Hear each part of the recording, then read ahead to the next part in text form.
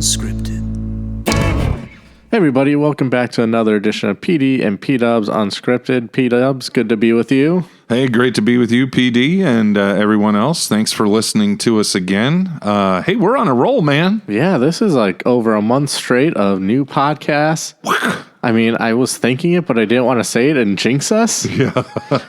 All right, so I said it. So yeah, you know, especially as a baseball fan, aren't you not? It's like a perfect game. You can't bring it up to the pitcher. That's right. You know, just like Max Scherzer, let him sit on the end of the dugout and nobody talk to him. What? It messes with his mojo. Well, I think everybody's just afraid to talk to him. I mean, there's been some clips that. I mean, that guy can look you down and scare you. And say some choice things. Like, was it one of the more recent in the last month or two of the season or maybe the playoffs? Like, the manager took him out and he had some choice words. Yeah, that was in the Seattle series. That's right. I mean, he was yelling at him, and I was really trying to read lips, but I couldn't successfully do it. But all I thought was, I saw, no way! Yeah, I think that's where we need a John Boy Media to... Yeah. Oh, that would be great. Where they can translate what he was saying. But yeah, he is not a happy camper when you take him out of a game. No. But he does have that, like, it's like I don't know, it's a creepy, just a stare that just stares daggers and just the face. Well, it doesn't help that his eyes are two different colors, number one, so that's scary if you're mad at somebody.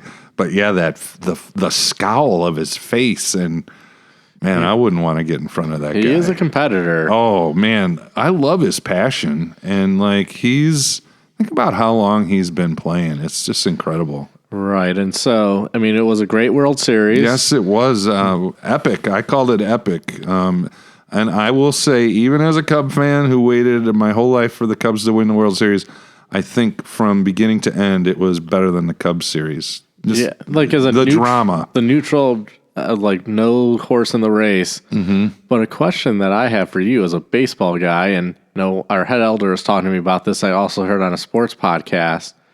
Do you think the guy that was thrown out at home in the ninth inning of Game 7 on the force out would have been safe if he kept running instead of sliding? Oh, I read somebody say that, and there's always that theory that especially never slide into first base because it slows you down. Even if you launch yourself forward in a dive, they say it slows you down. I don't know any facts around whether what is right or what is wrong, but somebody out there must be calculating those things. Yeah, because I forgot who else on whom they brought up that, you know, it is also different at home because first, second, and third are all raised. Yes. And home is flat. Yes. So, like... the foot can go up over the plate sometimes. Right. So, my question back to you on the home plate issue is, does he have to slide? Can he run fully through with the play being at home plate? And I think the answer is, in this case, yes, because the catcher was stretching toward the first base line. Yeah, he wasn't. Not like any impeding of the path. Right, so there would have been no collision. So if I were an umpire and the runner, Kiner Falafel was his name, if he ran through, I wouldn't have called him out for not sliding, is my interpretation. But I mean, there's a lot to be said. And okay, here's another aspect of the running, because when you see guys running toward first and they do that long leap, that's supposed to slow them down as opposed to keep just running through. Momentum. Right. So yeah, to me, sliding is to kind of beat the tag because you're getting lower, so it makes it harder to tag. Correct. And obviously there's no tag at a force out. But the other thing I keep seeing with that is he had no secondary lead at third. That's where it was lost. That really was. So he was taking a lead off as far as the third baseman was playing. That's fine for your primary lead. But once that pitch starts going, you got to creep up. You got to creep up. You got to start moving. Because he knows on contact he's got to go. Right. Because if it's fly ball, I think was there less than 2 outs? Yes. Okay. But I think somebody said the only thing you'd have to worry about that would be if it was a line drive to third with Muncy. Right. But they said it was a left-handed hitter, so that's a harder line drive to hit to third, being a lefty. and I don't know, I feel Max Muncy's kind of slow. You should be able to beat him back. I would think. But if it's a pop fly, it's easy to get back. And Muncy was, where the arc is there? Mm-hmm. He was kind of midway in that arc. So there was a distance between where Muncy was and the third base. So he definitely should have gotten a secondary lead, and that would have won the game. Right. And so that's where this game is a game of inches, right? Like the whole, it shouldn't have been that close because the catcher pulled his heel up off the plate, and you're like, what's going on? And then he just barely got it down. Well, even like the other play, I know we talked about some, but we never talked about this one, was the final out of the ninth inning when the two guys nearly collided in left center.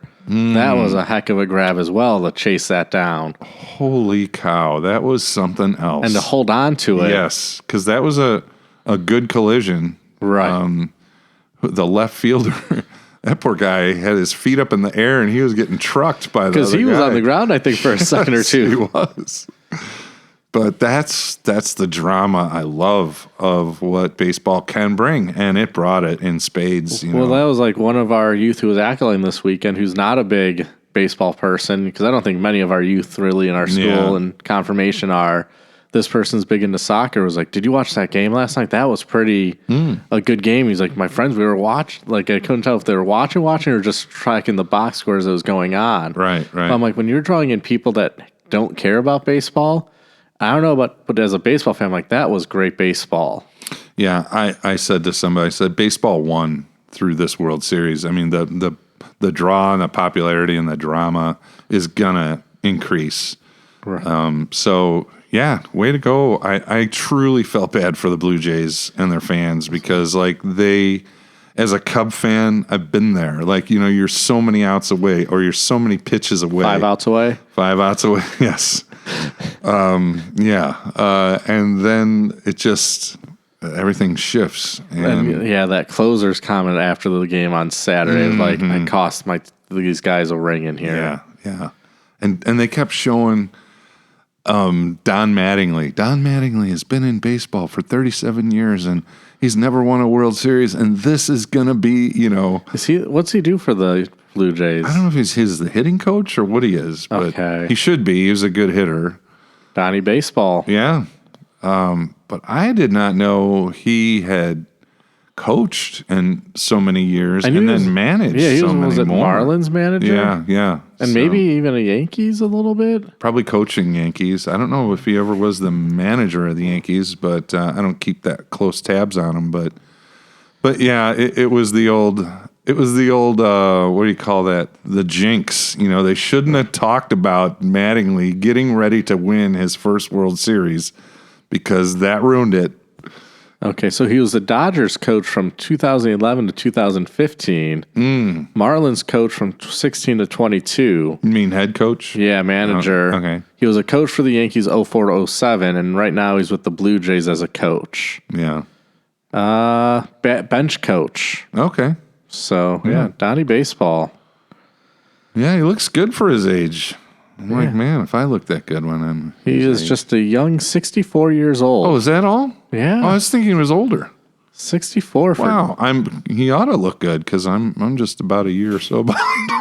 A little bit more than that. But yeah, 307 career batting average. Not too shabby. That's too shabby. That's like a world beater's batting average for right now. Yeah, no kidding. So as much as, we love talking about this. A sports podcast would be fun to do. It's not why we got you here. So yeah, but we thought we'd talk about something we're doing special coming up here at Immanuel, and I believe November 30th is the date? Yeah, November 30th, Sunday. We're calling it the One Church Gathering, and that's just a phrase I started sharing with leadership. That's going to be viral, that phrase. Yeah, one church, baby. We are one church. So the church is coming together under the house of God that weekend after Thanksgiving. And we've done this a few times, and the last time was a celebration of our re-campaign. And it was very, very celebratory and joyful, and it seemed to garner a lot of thumbs up from our folks. Right. People like to fellowship with one another. Mm-hmm. And I think that is one of the key things about doing it this way, this one service on this weekend is, churches, Immanuel's not alone in this. If you have multiple church services, people are, this is my church service. Yeah. Like growing up at St. Matthew, we were 8 o'clock people. If it wasn't for Sunday school, I would have met my friend Peter, who's been on the podcast, because his family always went to the later service. Yep. And if it wasn't for Sunday school, never would have saw him. Yeah, never the twain shall meet, right? Right. And so, with having 3 services spread between Saturday and Sunday, people pick and choose and kind of have their set worship services. You don't always get to see everybody. Yep. And so this gives an opportunity for everybody to come together as one big church family to worship together and kind of have that fellowship opportunity. Yeah, absolutely. So there's a lot to gain from it in terms of fellowshipping and worshiping together. You make a great point. Like with all the 3 different services, there are 3 different styles at 3 different times.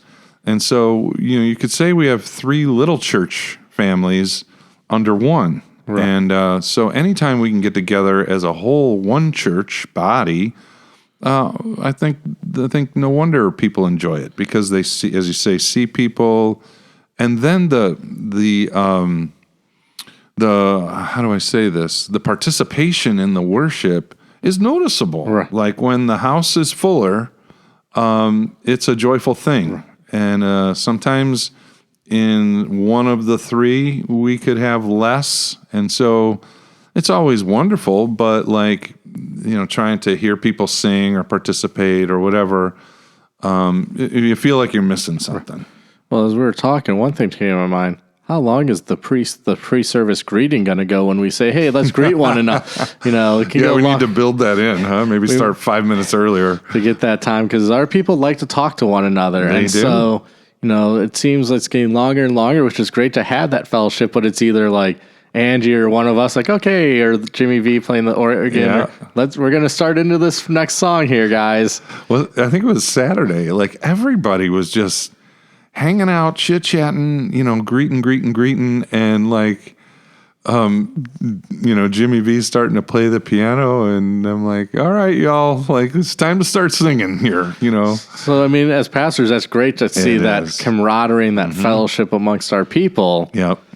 But yeah, so it could go a lot longer when we'll have to build that in maybe. But like culturally, our folks are, they're not right on to the start time of the service, as you and I know, and all of a sudden, when we walk up to make announcements, we're thinking, "Oh boy, that's a light crowd." And then by the time somewhere in that first, song or announcements, then it starts filling in, and it's like, "Whew, glad somebody, more people started to come." But yeah, it should be good. And as I said, it's the 5th Sunday of the month, and it's coming right after Thanksgiving. So we were figuring as a worship team, you got families who travel or might not be traveling, but over at other families or friends celebrating Thanksgiving over the weekend, that we might, have a little less at the singular services. So all the more to bring everybody who can and will be there to worship together. Right, and I share with the worship team that when I was on my vicarage in Bartlesville, Oklahoma at Redeemer down there in Bartlesville, that this is what our church commonly did when we had 5 Sundays a month, is we do the one service. Yeah. And people seem to really enjoy it. And, it's 4 times a year maybe? Mm-hmm. Yeah. And we just had services there on Sunday, so we didn't even have Saturday, but it was just, boom, one big church service. Got you. Yeah. But people like fellowshipping. They do. And that's an important aspect, not just in the morning greeting inside of the service, but afterwards, people hanging out, having some snacks and drinks and having an opportunity to have longer discussions apart from just a greeting, hey, how you doing kind of thing. Because I think that really ties into relational bonds, and that's a great thing. Right, and that's kind of, I'll spoil a little bit because I don't know when it's going to come out, but some of our Tiny Table Talks, I know a kid asked you about the church, and he said it's about the people. Mm-hmm. It's not the walls. And I know I had kids talk about that, or how did the church get built or something. I was like, the bricks, but it is about the people. And the more you get to know your fellow Christian, your fellow brother and sister in Christ, fellow member at your church, just strengthens those relationships with one another, and that is a great thing. Well, and it's like when we provide an opportunity for this, it reminds me of like friends who haven't seen each other in a while. Like, like you said, they may go to different services. So like all of a sudden they see each other at church on Sunday. And it's like, hey, haven't seen you in a while. Hey, let's catch up. What's going on with you? And, they probably might see each other outside of, Immanuel on occasion, but this is a special place, and it's a time for really renewed bonding and friendship. So I look forward to it, and I know, as you say, the Immanuel folks like to fellowship. Right, and so it's going to be a great weekend. So just a note for everybody, we won't have anything on Saturday, because I think at times when we've done something similar, we've offered like a Bible study kind of in the sanctuary at 5 o'clock. Right. But we're not doing any of that. No Bible study or no worship on Saturday, so don't come here. The doors are going to be locked, so maybe we'll put a sign on the door just to remind people. Yeah, and really this is not to like say the other services don't matter. It's really an effort to drive everybody to be together for one weekend. And, we understand that some people, that's why they come to Saturdays, that maybe they work on Sunday, but hopefully if we get the word out soon enough, maybe they can make an adjustment just for the 1 week and see like the whole Immanuel family. I think there's a lot to be gained. It's kind of like, the perspective of like when our youth are here and they do things together, and to them, this is what they know as the church, right? But when they go to the youth gathering, they see the wider the depth and breadth of the church that at they're large. not a small group, that they're part, part of something bigger. And so maybe this is a step for our folks who are at each service to say, here's who we are as the whole. Right. So hopefully that'll bring some benefits. Right, and and I don't know if we're doing the Bible study beforehand, the normal 9. Yeah, I guess trying to put you on the spot. Yeah, I haven't really thought about that. So it would go from 9:30. My intuition says why not? Right. So it's kind of funny that the Bible study group will ask me on certain holiday times. They're like 4th of July. Pastor, 4th of July is this weekend. Are we having Bible study? I'm like, well, I'll be here. Right. So yeah, if you're around, come on. So, we could certainly do that because we're always done before service starts. And that's the other thing.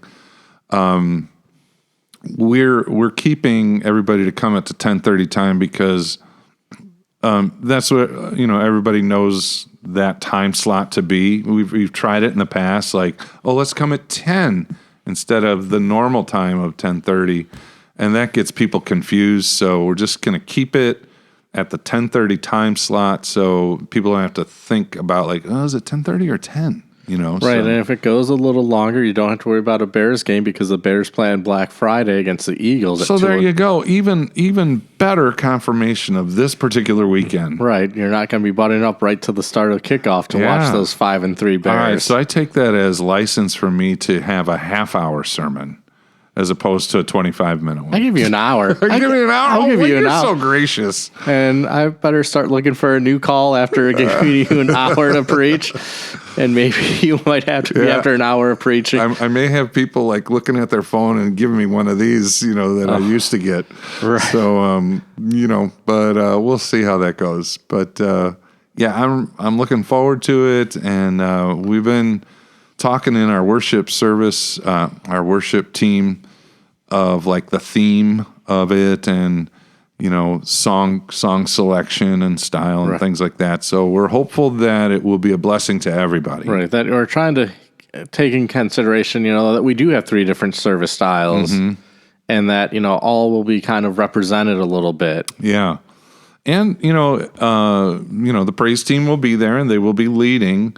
But it's an opportunity for those who don't normally go to the 10:30 to see our lighting styles used in a way that they're not used to seeing in their services. So We've really worked hard to get to this point for our modern worship and utilize the resources that have been provided to us through our RE-campaign, our membership. So it's a time to check that out and to see it on display, and hopefully people will, enjoy, what we bring to that. Right. And so, but yeah, I'm looking forward to it as well. Just can't wait to see the sanctuary being full and everybody's lifting up their one voice. Yeah. As the church's one foundation. Ooh, right. There we go. There you go. I think that's a hymn. I believe so. Look at us. We're great pastors. Oh, I tell you. Yeah.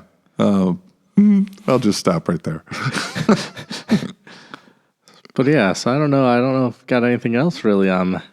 No. Yeah, I'll be coming back from a little time away, and hopefully I'll remember to, I'll be out in the woods, where I don't shave every day, so hopefully I'll remember to shave. And hopefully it's not too cold up in those woods, or is that better probably for you? It's better. Yes, it is better, because when it's so warm, we're talking about I go on a little deer excursion, in Wisconsin. So when it's warm, deer have a tendency not to move around. They'll just kind of bed down and be like, "Yeah, it's nice out today." But if it's too cold, then they hunker down. So it's got to be somewhere. Sweet spot. Yeah. But as a hunter, you probably prefer it to be a little bit warmer, so you're not as cold up in that deer stand. I don't mind it being warmer. I'll tell you that. Had plenty of time up there freezing. I feel like a popsicle up there, and you try and hang in there as long as you can. And it's like, I have to move. And so you get down and then you warm up as you walk around. But I was practicing my walking the other day. Saturday we were down to one car. Oh, yeah. Did I tell you this story? Yes. All right. It's worth telling because it's a little bit of a chuckle, if it's okay. So Gwen had to take the one available car to Lake Geneva to meet some friends for breakfast. And I said, okay, I'm going to call up one of our members who I know comes into the early Saturday. So I call him, hey, are you passing by? Can you pick me up? Oh, yeah, no problem. So I got there because I had a premarital session. And he goes, well, how are you going to get back? I said, I don't know. I'll figure it out. And he was staying the rest of the day. So he's like, well, I could take you back. I'm like, no, that's an hour out of your time. No, I'll figure it out. So I get done, look up the train schedule. Oh, I can pick up the 11:30 train, and I can either get to Barrington in like 5 minutes or get to Fox River Grove in 8 minutes or whatever that it is. And so my house is, I mapped it out, 7 miles away from the Barrington station or 5 miles away from the Fox River Grove. So... And then if you go on Waze, you can see how long will it take to walk? Well, from Barrington, it was going to say it'd take me 3 hours to walk from Barrington to my house. That sounds about right, because I'm just thinking, like, when I do my morning walks, if I get motivated, like a day I don't have to come into the office and do a 6-mile walk, it's roughly about 2 hours. Yeah. So Fox River Grove was a 2-hour walk. So I'm like, I know I don't have much going on today. I'm going the 2-hour walk. So I went there, and then I got off, and I'm like, I'm going to check what Uber costs us because I'll be lazy. $28 from Fox River Grove to my house. I thought it was going to be like $5-10. Yeah, I would have gladly hired him. I'm like, $28? No way. I'm walking. It's a beautiful day. I'm enjoying my walk through the grove, And you went up the hill by the water tower and down the hill by the water tower? On the sidewalk. Yeah, I did. So it was nice. And then I cut through that little soccer field by the school. By ARS, Gonko Road School. I've spent plenty of hours there and on that playground. So I thought I'm going to, maximize or minimize my steps. So then I go up what is known as River Road, heading toward Algonquin. And it's a little bit of a windy road. Not a lot of sidewalks on that road. No. And, sometimes... people don't care that you're walking right there. They are not moving their car over. And there's some tight turns there. Yes, there is. So I got to Church Street, which there's this cemetery on the one side of the road, and Church Street kind of goes toward my house, and then it makes a right-hand turn and goes out to Hager's Bend. And I thought, well, I'm going to go up there, and I know there's a big farmer's field. And if I angle myself, if I walk through the farmer's field, I'll cut out a lot of distance by going angular to Hager's Bend and Spring Creek Road. Is that like the 4-way stop there with the farm in the corner? Yes. That's where I'm thinking. That is the farm where my grandfather was born, because Really? that was like... Yes, you've said that. Yeah, that they owned it, but my great-grandparents weren't good farmers, so they sold the property. I'm like, that would have been nice to still have. So I'm going to confess right now on live podcast that I trespassed. And I don't know who Grandpa's, previous property. Yeah, I don't know who owns it now, but yeah, that was, the Jers family out that way. So when I got on the corner at church, when it makes that turn, there's a sign, because there was a guy walking his dogs ahead of me, and he kept looking back on me like, who are you? And I'm carrying my computer bag with me, and his dogs were woofing at me, and I'm like, yeah, I'm still here. I'm walking on the side of the road. And so he goes into that farmer's field, and there's like a trail. I'm like, well, if he can go in there, I can certainly go in there. There's a sign that says, you're able to walk in here, just don't bring an ATV or snowmobiles. So I'm like, all right, he's going straight. I'm going the angle. And I'm, walking around. And I get about halfway through, and I'm like, I don't know. There's this big barn up there. What am I going to do? I don't know if there's people in the barn. I look, and I see this road. It's like a gravel road. And I go, I wonder if that's somebody's driveway. So I go over to the driveway, and I think, this will take me out to Spring Creek Road. I even looked on Waze. Yep. Well, I could go one way, and it would take me there, or I could go past the barn, and it turns and goes on to Spring Creek. So I'm like, I'm going to go past the barn. So I'm walking down this, driveway that's pretty long, and I'm thinking, what am I going to say if somebody sees me, like, what are you doing here? Do I act like, I don't know? Or do I just come out and say the truth? And I thought, I'm just going to tell them the truth. Well, nobody was on the property at all. And the road turns into a driveway that goes out to Spring Creek Road. And I'm like, all right, this is working out great. Nobody's around. But it's a gated driveway. And it's got that white fence now. I'm like, well, I'm not going to climb over the fence because I don't want to damage the fence. And I'm like, all right, here's a spot under the fence that I think if I shimmy underneath, I can get under. So I'm right by the gate. So I didn't know this part. Yeah. And on the other side of the fence is like all these flowers and things like this, shrubbery. And so I throw my bag under the fence. I get on my back and I shimmy under the fence. And I'm in dirt. Well, I'm on my back and I hear this car coming. And it's like slowing down. And I'm like, oh no. What do I do? Do I just lay here in the dirt? Well, they're going to scare the people. They're going to think you're dead. Yeah, they're going to think I'm dead. And so I decided I'm just going to get up and act normal as I can. I stand up and the car goes right by me. And I'm thinking, what are they thinking? Are they going to stop and say, what are you doing? Like, local pastor caught trespassing. Thankfully, they kept going. I dusted the dirt off my pants and kept walking. So I get to that corner that I was angling toward, and I look on the phone, and I see Gwen's already home. I'm a mile away from home after an hour and 22-minute walk. And I call her. I said, hey, what are you doing? She goes, I just got home. You need a ride? And I'm like, yeah, I'm about a mile away.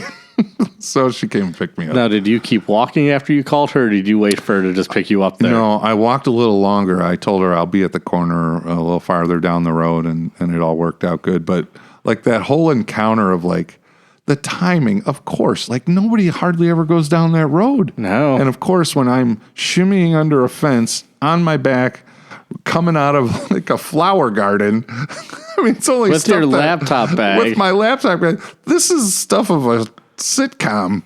Oh. I don't know. This is my life. I don't know. On a Saturday. I don't think we can go any further than that. I don't think we can top that story. No, and this was brought to you for no particular reason at all or purpose, but just to share. It just gets to know us a little bit better. Right. More so you on this story. But, I mean, I know that area.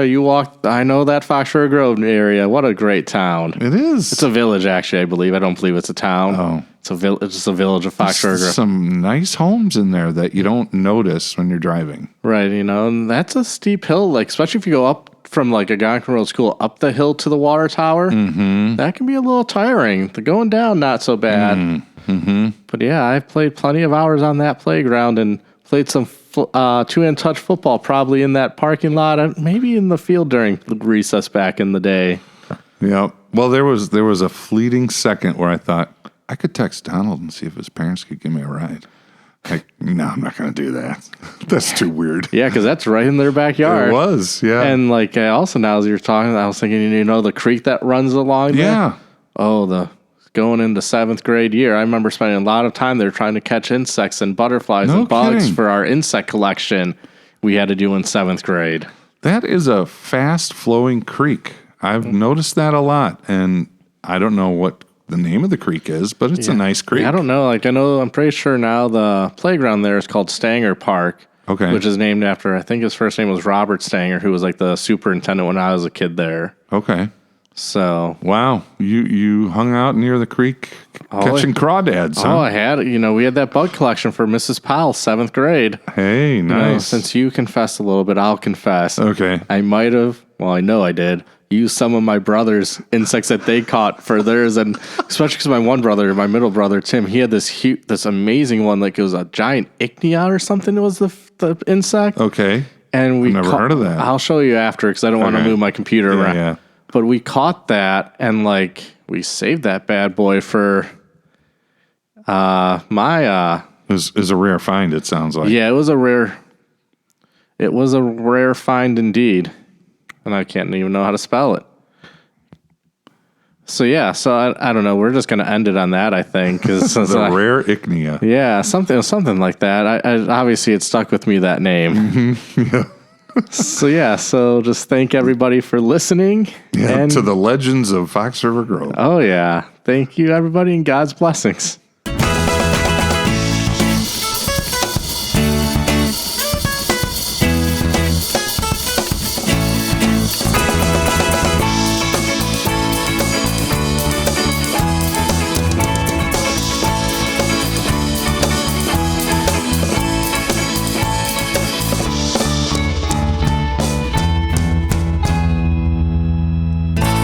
PD and P-Dubs Unscripted.